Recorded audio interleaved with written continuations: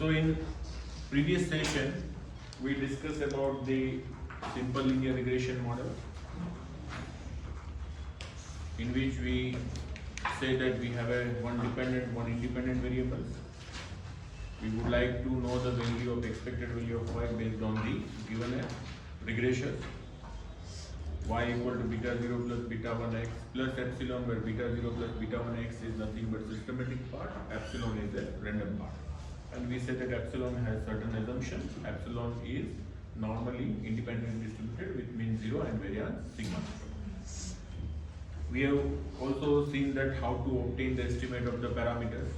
We use the theory of least squares and we obtain the estimate of the beta 0 and beta 1 cap. We say that y epsilon, so it is a cumulative effect of all other variables which are affecting our response, but we have not considered in our study.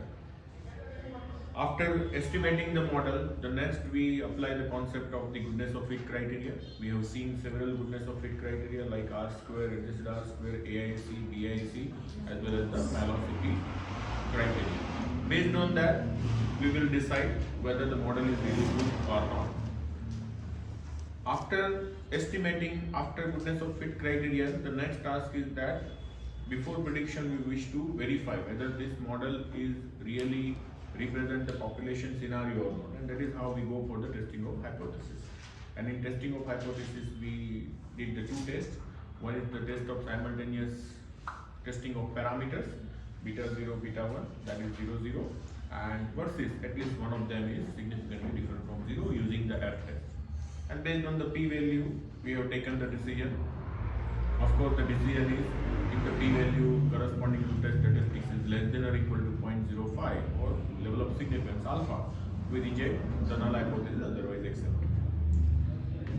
After that we identify that the overall hypothesis is significant. It means we wish to see that whether the both are simultaneously differ from 0 or they are individually differ from 0.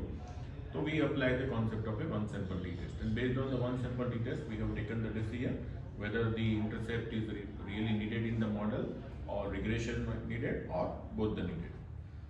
And after performing this we have also performed the residual analysis, where in residual analysis residual is nothing but it is estimate of the error, and we say that residuals are independent or not by runtime we verify. Residuals are normally distributed or not by Shapiro-Wills normality test or Kolmogorov-Mindro test. Graphically we had verified using the box plot or normal plotting plot or histogram, or you can also perform the 5-point summaries where you can have a mean, median, a minimum, maximum and the variance. Then we have talked about whether the residuals having a constant variance or not.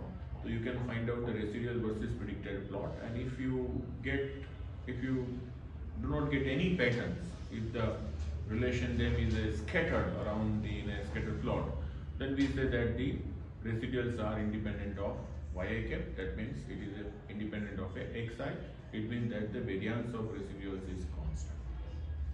If you get the some pattern, then there is a problem of a heteroskedacity.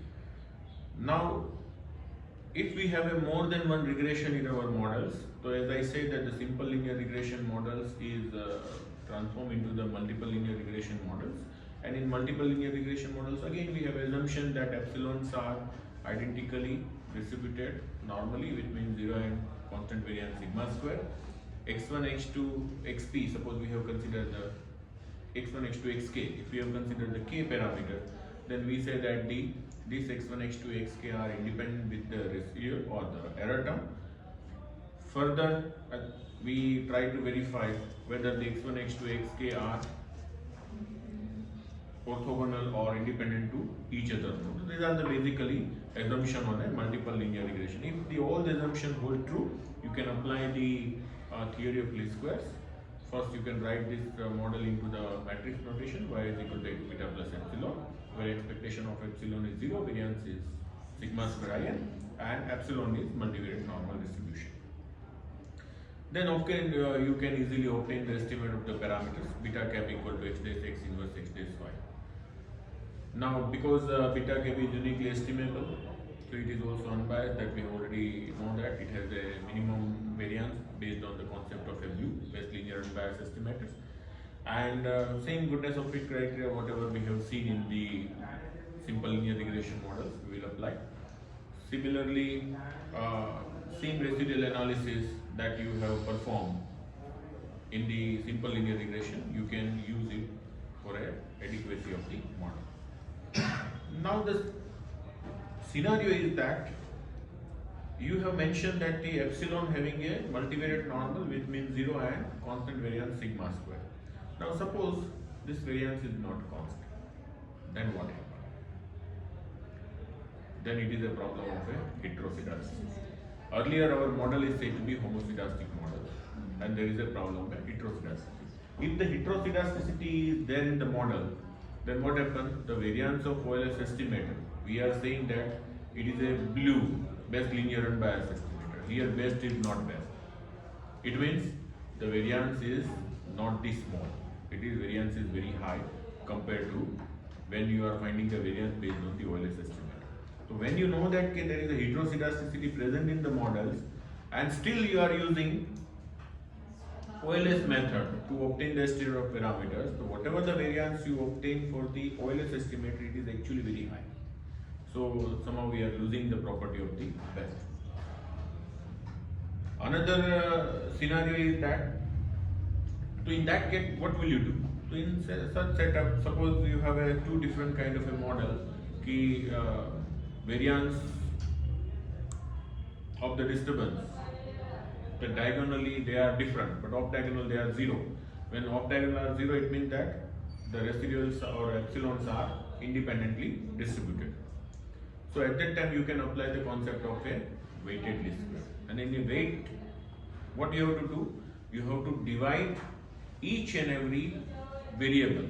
Suppose yi, x1, x2, xk, yi or x, divide by the corresponding standard deviation of residual. For example, errors का residual क्या है? Sigma square. But it is not the constant. It is sigma 1 square, sigma 2. So you have to divide yi by sigma I, xi by sigma I, and epsilon by the sigma I. So what happens? You have assigned the weight to them, and then you have to apply the usual procedure is ordinary least square.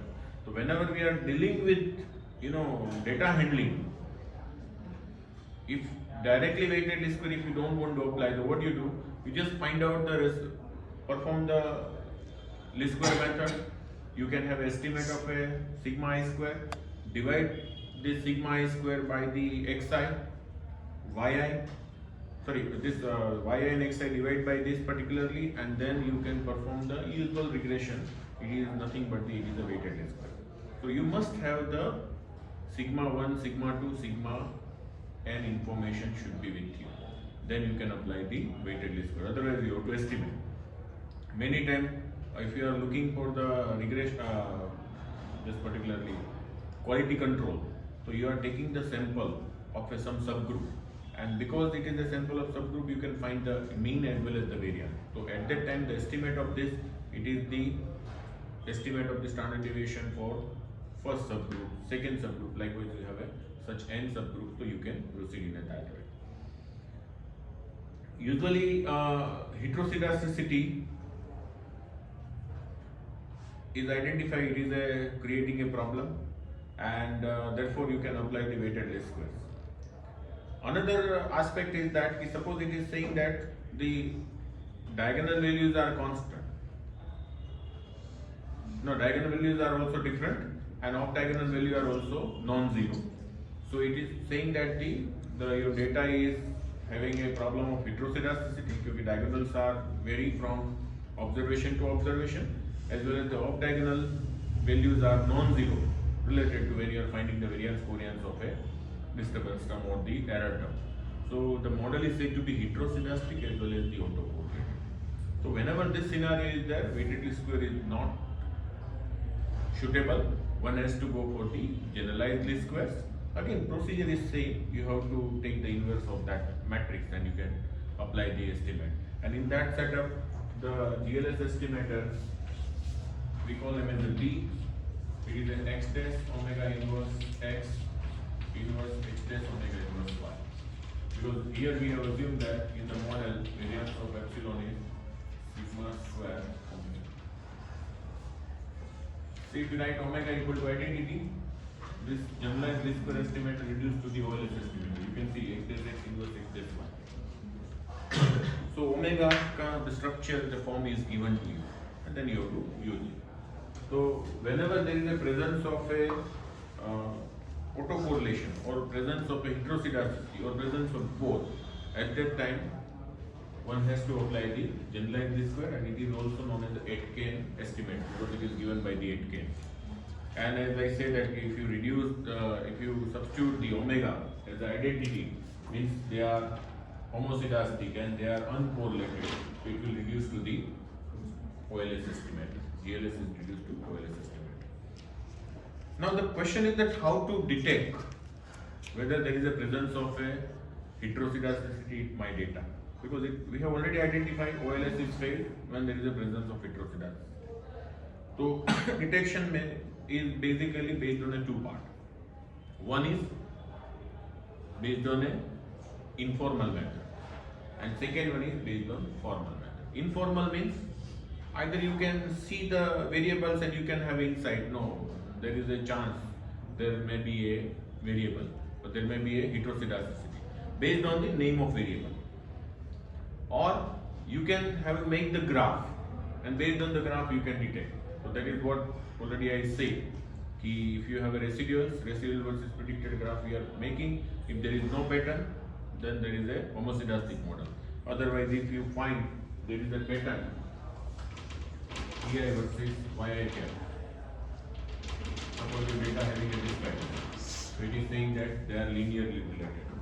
So residuals are function of YI cap, not YI cap. So YI cap kiska function hai? It is a function of xi. So residuals are correlated with the xi, and that is how your quality assumption x and epsilons are independent. So heteroskedacity is also associated with that. Sometimes you get this kind of pattern.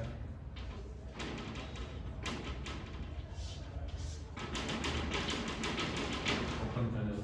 So it is saying that sigma I is a function of xi. Where sigma I, the variance of pi can sigma. So it is a function of xi. Here it is a function of xi square because it is a quadratic structure, open funnel. Sometimes you may get the graph like that.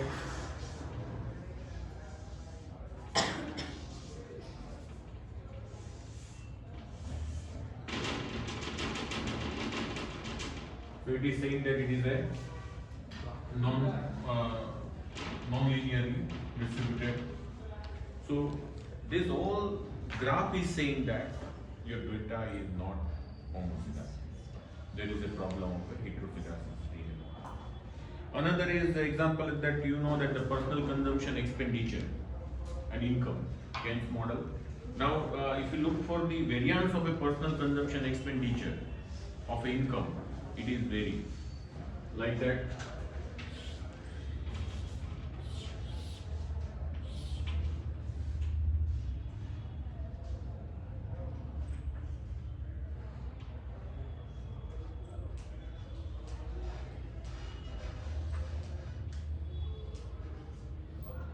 So if you look at this graph, so graph is saying that this shape as the spread is changing.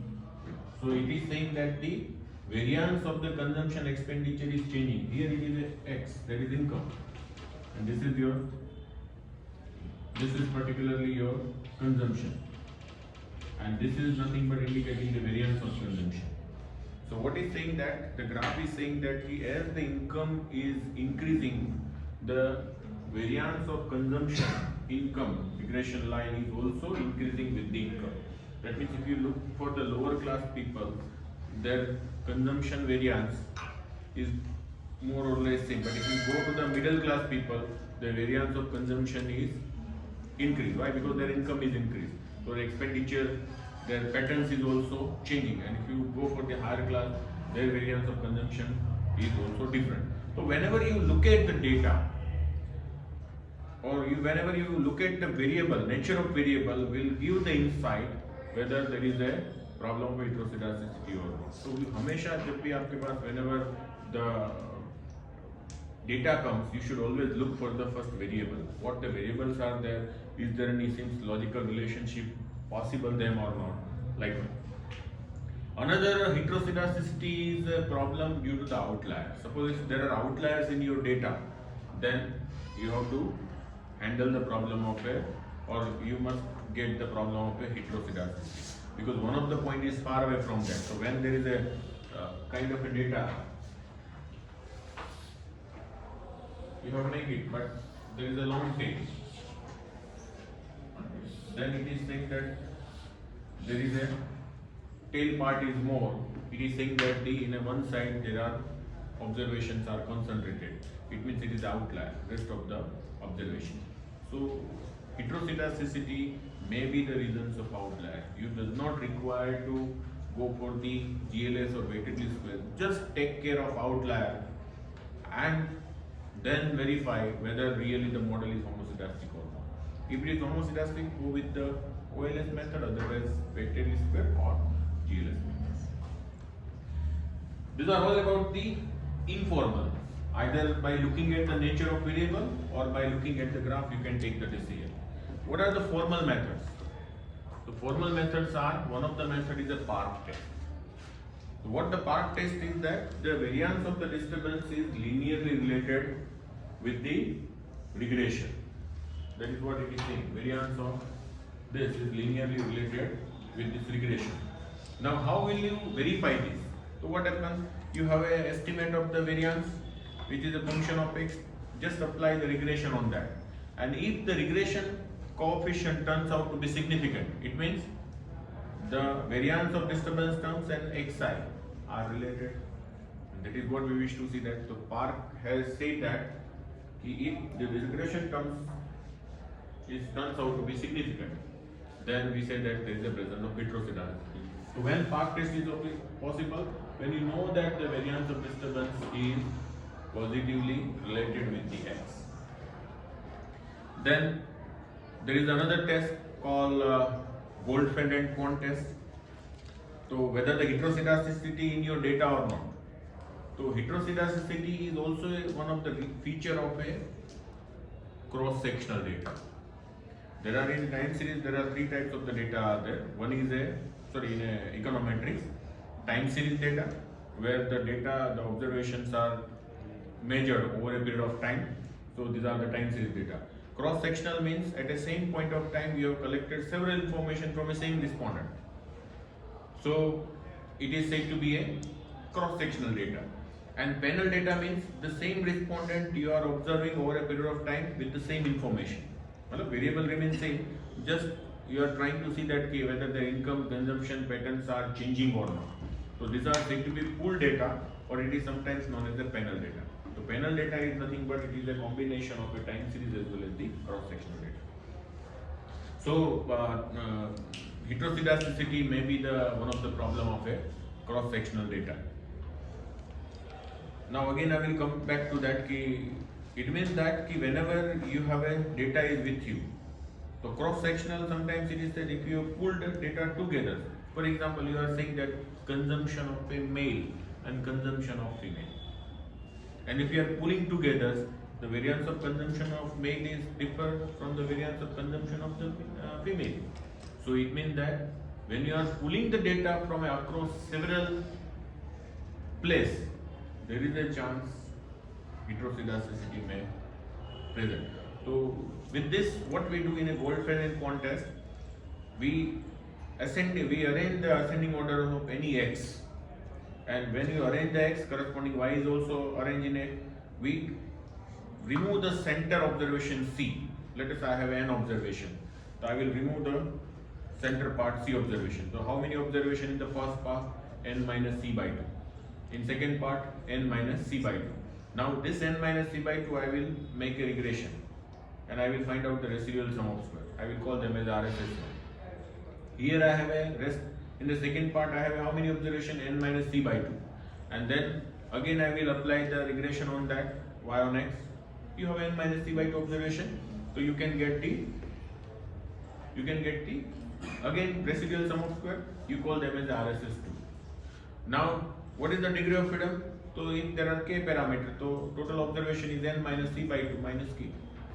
Here n minus c by 2 minus k. We know that residual sum of square follow chi-square distribution. So it is the ratio of chi-square by corresponding degree of freedom. इसका distribution क्या आएगा? Yeah. So it means that if the hypothesis is rejected, it means that the residual sum of square from first group and second groups are different. And what is the estimate of sigma square? Residual sum of square by the degree of freedom. So it is saying that there is a presence of heteroscedasticity. Then further you went for the white test of heteroscedasticity. Earlier you said that you can have only x, only one x. Now if you have several x are correlated, so one has to go for the white test of heteroscedasticity. And if the null hypothesis is rejected in the white test of heteroscedasticity, then we say that the variance of disturbance term here EI or epsilon I is a function of x1, x2, xk. So if it is rejected, it means that there is a presence of heteroscedasticity in the model. Then you go for the Bush-Pragan and Godfrey test.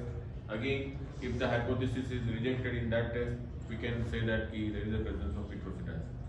Now we got there is a presence of heteroscedasticity. So we know that what to do. We apply the either weighted least square or generalized least square to take care of it. So this is about the heteroscedasticity. Now when we come to the multicollinearity, so in multicollinearity what we say? That x1, x2, xk are independent to each other. But what happens if they are correlated? And if they are correlated, we know, and still we are using the OLS, then what happens? So if they are correlated, if there are only two regressions, I am not talking about y, I am talking about x. Let us say I have two regressions, x1, x2, and both are correlated, so this is going to be a problem of a collinearity. But if x1 is correlated with some set of regressions, it is more than one, so it is problem of a multicollinearity. Now multicollinearity is not a problem of a population. It is a problem of a sample. In what way you have taken the sample, there is a chance multicollinearity may present. If the range of x is very small and you have taken the sample, there is a chance the presence of a multicollinearity. Another thing is that when there is a presence of a multicollinearity in your data, what happens? Variance is inflated. Because when you find out the variance of beta j cap, what you write, it is a sigma square upon x dash x inverse. But if you start with the two variant model where y and x, so this particularly is somewhere here,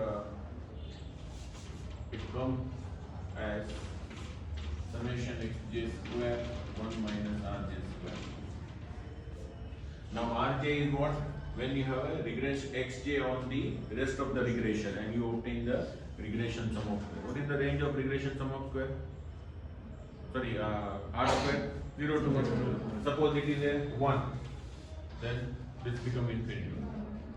It is 0, then it reduces to OLS estimator, variance of OLS estimate, because it is sigma square upon this. So rj square is known as a auxiliary r square. If the auxiliary r square is high, it means that your variance of estimator is inflating, and that is how there is a concept called variance inflation factor.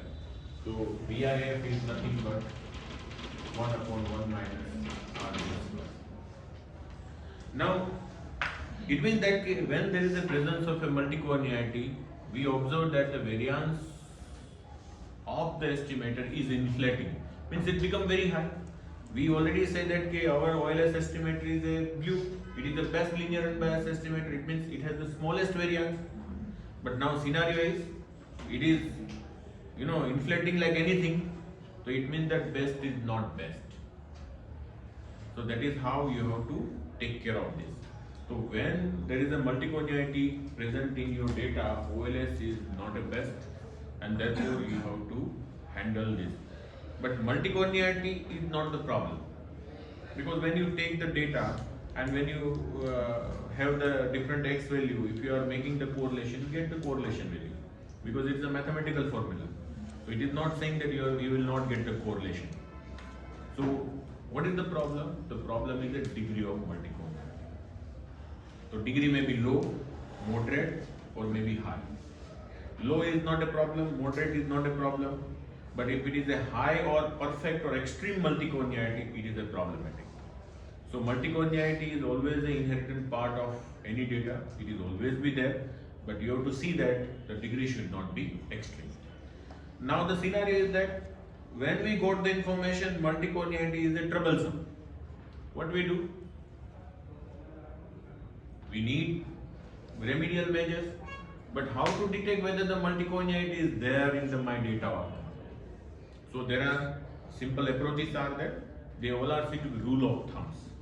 It is not the saying that if this is the case, the multiconiarity is there. These are all the rule of thumb. So that's why we always try to see the several rule of thumbs, and based on that we can take the decision. The first one is, how will you identify is there any correlation between two variables or not? So simple correlation. So if I have a k variable, so I can have a k cross k matrix of a simple correlation. So I will say them as a pairwise correlation. If the pairwise correlation is high, there is a chance that multiconiarity may present. If the pairwise correlation high, then there is a multiconiarity is present, but converse not always true. If the multiconiarity is present, then pairwise correlation is high. So it is only a sufficient condition, not necessary. The high pairwise correlation, there is a presence of multiconiarity, but multiconiarity it doesn't mean that the pairwise correlation is always high. Now second one is second one is high R square few significant T ratio. What do you mean by the high R square? So you have already applied the model. When you go for the y to x, x1, x2, xk, and you have already obtained the R square. So when R square is very high, what is your decision? Sir, these all variables are very important.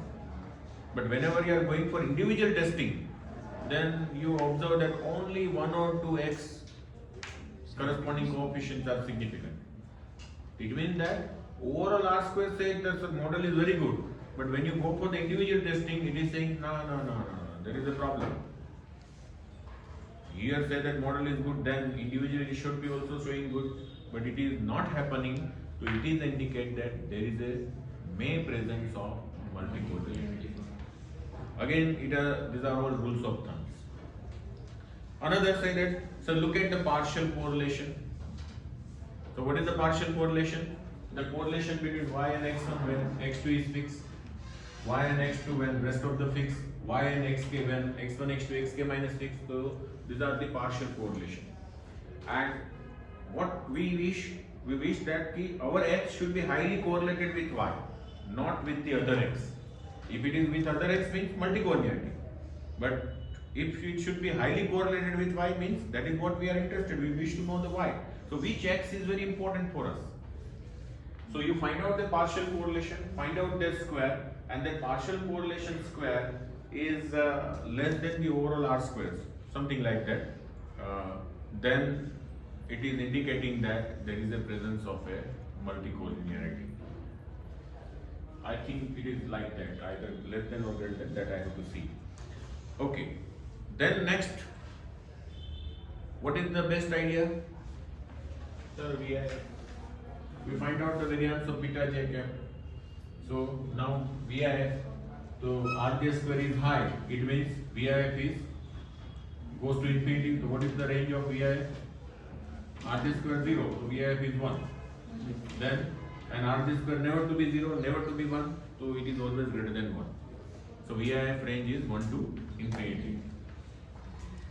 So because it is in this product, so as VIF is increasing, what happens? The variance of beta j cap is also increasing. So that's why it is inflating the variance, and that's why name is variance inflation factor. Now, what should be the ideal value which can help us to take the decision if the VIF is greater than this, we say that there is a presence of multiconiarity. So if when you write VIF, Rj square is 0.5. This is 0.5. So what is that? It is a 2. So when VIF is greater than 2, so Rj square is 0.5. So what is Rj? 0.7. Because 0.7 into 0.7, 0.49. It means if the correlation between two variables is high, so Rj square, but it is 0.7, then we say that there is a moderate multiconiarity is present. So VIF is greater than 2, we say that the moderate to severe multiconiarity is present, and when VIF is greater than 10, then Rj square is VIF equal to 10. That is Rj square is 0.1, 0.9, 0.9. It is a 0.9. The 1 upon 0.1 is 10. So it means when the VIF is exceed 10, we say that there is severe to extreme multiconiarity is present, and you have to take immediate step on that. Now there is another criteria. The inverse of VIF is tolerance.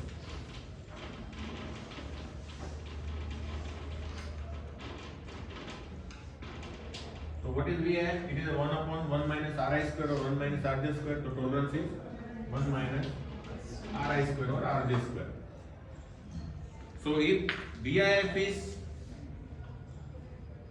increasing, then we say that VIF is range is 1 to infinity. So what is the tolerance range? 0 to 1, because this is maximum 1, minimum 0. So when the tolerance is near to 0, it means Ri square is very high. So it is indicating that there is a presence of multiconiarity. Look at the auxiliary R square. You regress x1 on the rest, you can have a R1 square, you can x2 on a others, you can have a R2 square likewise. And if auxiliary R square is very high, it is also indicating that there is a presence of multiconiarity. One more thing is that we know that he is discussing about the principal component analysis, and when he said that sir, we will find out the eigenvalue, and he said that suppose rank is R, then how many eigenvalues are distinct from 0? R. So rest of P minus R is 0. So using this, can I make the eigenvalue lambda j upon lambda minimum? I am saying it is a kj. It is a condition number. Actually, many times people take the lambda max upon lambda minimum. But if you look at the Douglas Montgomery book, they have considered the kj. So you have each and every eigenvalue divided by lambda minimum. Lambda minimum is 0. It means the kj is tends to infinity. So it is saying that if the kj, it is called the condition number, and condition number is lies between 100 to 1000. It is said to be a moderate multiconiarity, and if it is greater than 1000, there is a severe multiconiarity. And what is the square root of condition number? It is called conditional index. And if the what is the square root of 100? 10. What is the square root of 1000? Nearby 30. So it is saying that if the conditional index is lies between 10 to 30, there is a moderate to severe multiconiarity, and if it is exceed 30, there is a severe multiconiarity. So now we know that multiconiarity is a troublesome. We now obtain the way of obtaining the or detecting the multiconiarity. Like whenever we have some disease, so what we do, we go to the laboratory and they do the testing. So it is called detection of a disease. So that we have done. Now doctor has to give the drugs. So as a statistician, we have to apply some remedial measures so that we can handle it. So what are the remedial measures? So one of the remedial measure is addition of data and solve the problem of multiconiarity. So you have some data you have taken. Now Again you select few observation, add it and then verify. There may a chance that multiconiarity problem may work out. One of the remedial measure is that take another sample, because multiconiarity is a simple phenomenon. It is not a problem of a population. Take another sample and see whether the multiconiarity is in there or not. Acha, it is saying, somebody say that ki original variable, original observation or the original variables are having a multiconiarity. But if we take the difference of this though, just say y1 minus y1, y2, yn. So if I am taking y2 minus y1, x2 minus x1, that is x having a two observation, likewise. So I can find out the different transformation and then verify. So perhaps there is a problem of multiconiarity can work out, because multiconiarity is in the original data. Nobody said that it is also a if you have a transform data, it is also there. Nobody said, so we will take the advantage of it. Transform the data and handle the problem of multiconiarity. Then somebody said, sir, no, we don't want to go for this. What we do? We go for some method like mathematical method. One is the principal component regression analysis. You can apply the whatever the x you have, because you said they are the highly correlated, multiconiarity is present. So what you do, you apply the principal component transformation on that, and whatever the transform variable are there, we know that they are orthogonal, they are independent. So now regress y on principal component and then identify the significant component by the t-test. So that components you have to select in the models, and then you apply the back transformation and you can get the original, because principal component is nothing but linear combination of original variable. So PCR, principal component regression analysis, can also useful to handle the problem of multiconiarity. Somebody said, sir, when the rank is not full, in the second semester you must have studied that the estimator is biased. So that is how we go for the linear combination of parameters which are estimable. Okay. So what we have to do when the estimators are unbiased, but their variance is very high, because when we are applying the OLS, best is not best. So why should we become the rigid? No, I need only unbiased estimator. Let us allow some biasness in your estimator. And if you are allowing the biasness in your estimator, then what happens?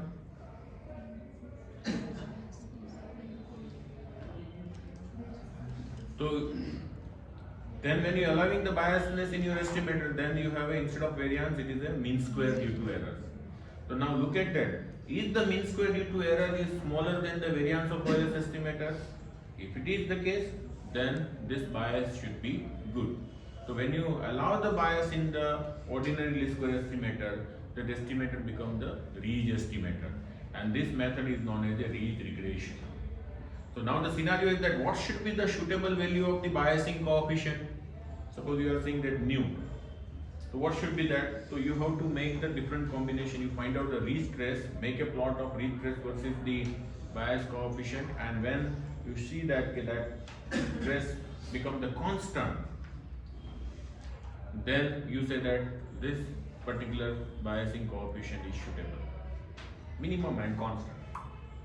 So in that way you have to select the biasing coefficient. So these are the various approaches are there where you can use the concept to handle the problem of multiconiarity. If multiconiarity is there, it will affect your estimator.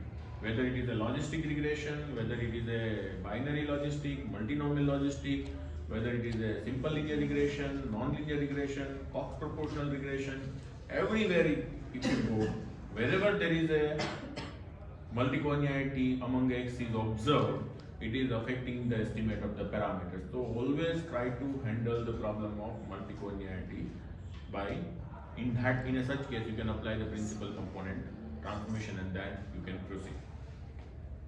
Third problem with the multiple linear regression is that, let us say errors are not independent. When errors are not independent, it means that they are correlated. So we call them as if they are correlated, serially correlated or autocorrelated. So usually autocorrelation is a feature of time series data. So whenever you are collecting the information over a period of time, there is a chance the autocorrelation may present in your data. Now if autocorrelation is present in your data, what happens? So again, best is not best. It is a black mark. Some words are used in the autocorrelation. Now, autocorrelation, because as we know that the correlation is of a positive as well as negative. So similarly, autocorrelation are also positive as well as the negative. Suppose if you have a data and it is a time, this is y, and your data is moving like that.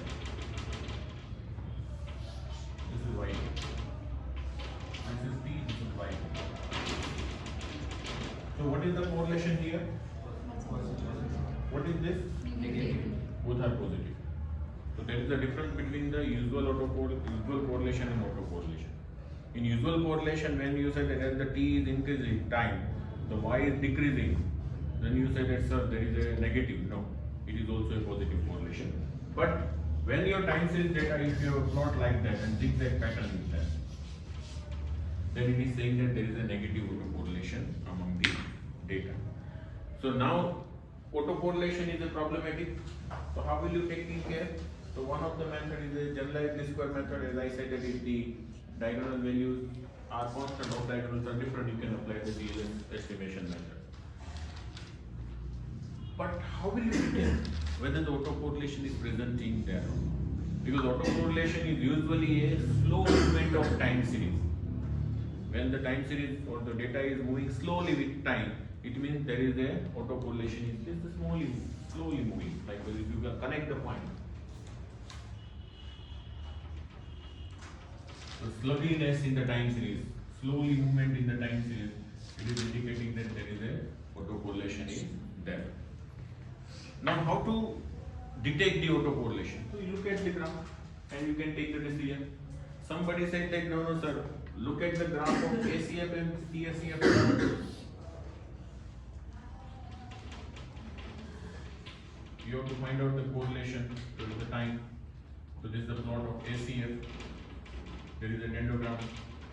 There is some limit is given, and this is the you are finding the. So this is the plot of ACF. In PACF there is partial autocorrelation function plot. Again you have a partial autocorrelation versus T.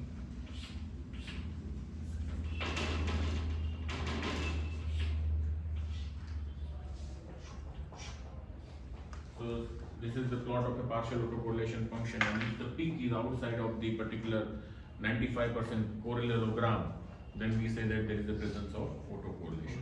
So this is graphically. Now autocorrelation is a troublesome. So what do we have to do? We have to handle it. But this is the graphically. Is there any other method to detect autocorrelation? So yes, it is saying that one has to go for the Durbin-Watson D test. Durbin-Watson has given the range. The relation between the Durbin-Watson D and the autocorrelation is this.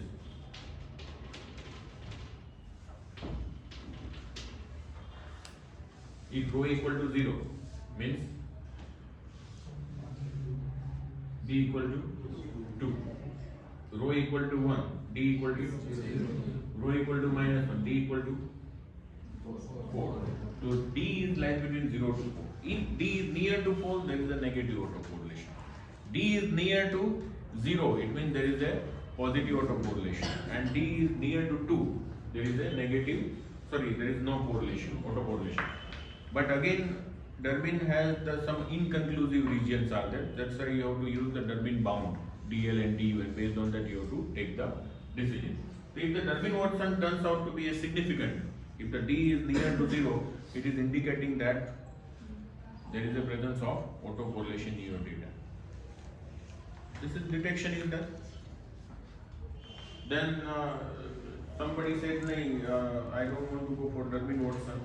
There is another test like Bush-Goldfeld test, which is also useful to detect about the whether there is autocorrelation present in your data or not.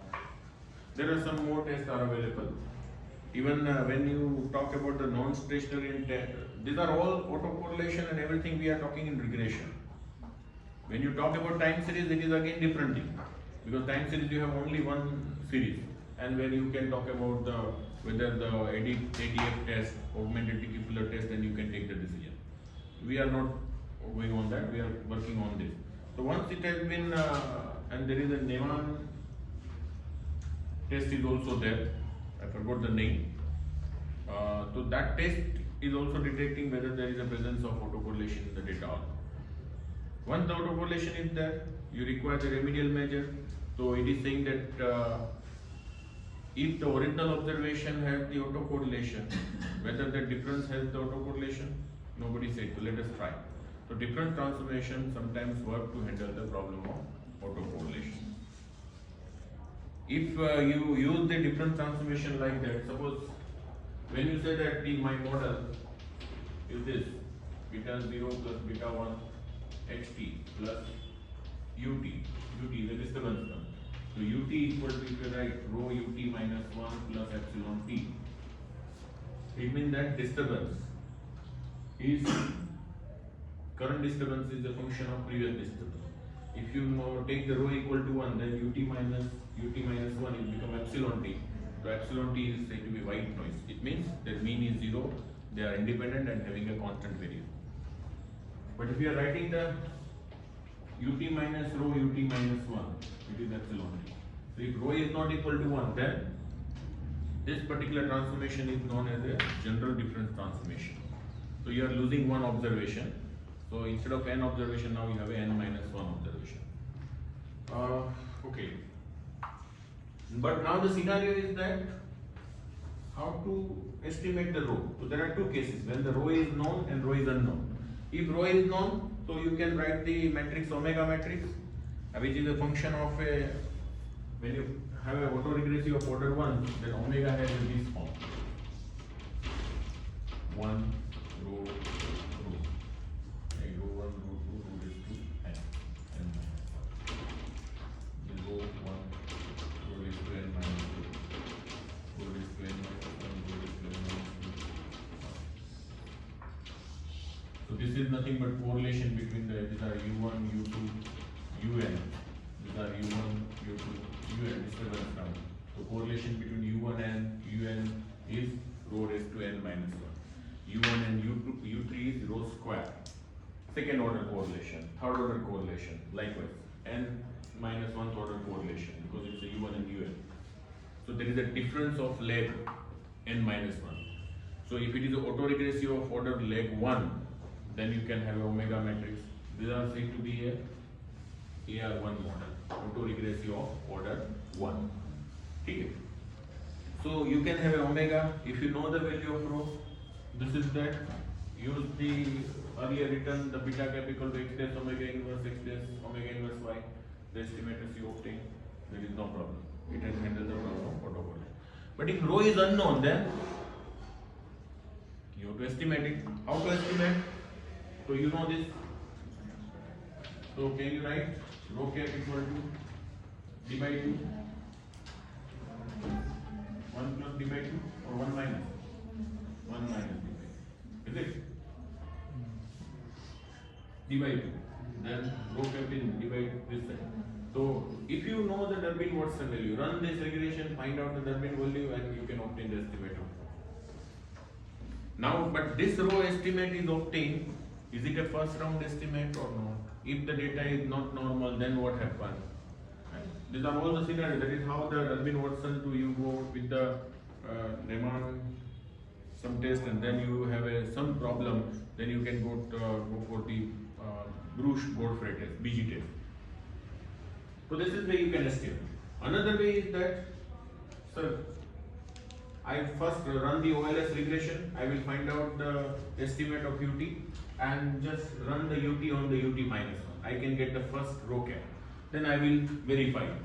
Again I will substitute it and I will get another model. Again I will run it. I will get the another estimate of UT and then run on UT minus 1. So I can get the second route of estimate is rho double cap. And if the successive difference is negligible, stop and you can obtain the estimate of rho. So that method was suggested by the Cochrane and Orcutt, and it is also known as the Cochrane-Orcutt method. And most of the softwares has this method is applicable. The simple way is to obtain the estimate of rho using this. Otherwise, one can have to go for a Cochrane-Orcutt method iteratively. So this is where you have to identify the variable. You have to detect the autocorrelation. Autocorrelation detection के बाद then you have to talk about this remedial measure.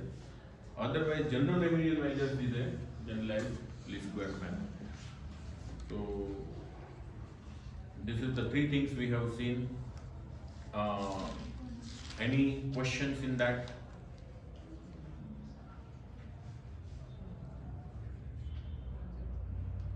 Any questions? No. So thank you very much for the listening this.